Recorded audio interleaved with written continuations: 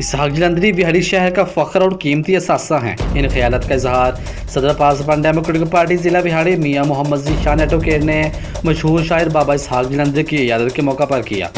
याद रहे कि गुज़श्ता रोज़ इसहाक जलंधरी रोड एक्सीडेंट में शदीद ज़ख्मी हो गए थे। इत्तला मिलने पर मकामी सियासी और समाजी शख्सियत के साथ साथ हर तबका फ़िक्र से ताल्लुक़ रखने वाले अफराद की इसहाक जलंधरी के घर इयादत के लिए आमदरफ्त का सिलसिला जारी है। मियाँ मोहम्मद ज़ीशान एडवोकेट ने मजीद कहा कि गवर्नमेंट ऑफ पाकिस्तान का फ़र्ज़ बनता है कि इसहाक जलंधरी और इन जैसे दिक्र शोरा कराम के लिए माहाना वज़ाइफ का ऐलान किया जाए ताकि शोरा की फरीज़ के साथ बेहतरीन जिम्मेदार सकें। इस मौका पर मियाँ मोहम्मद राशिद एडवोकेट MD पास पर media group and news network भी मियाँ ज़ीशान के हमरा थे। मज़ीद खबरों और तफसीलात के लिए देखते रहिए पासवान लाइव न्यूज़ HD।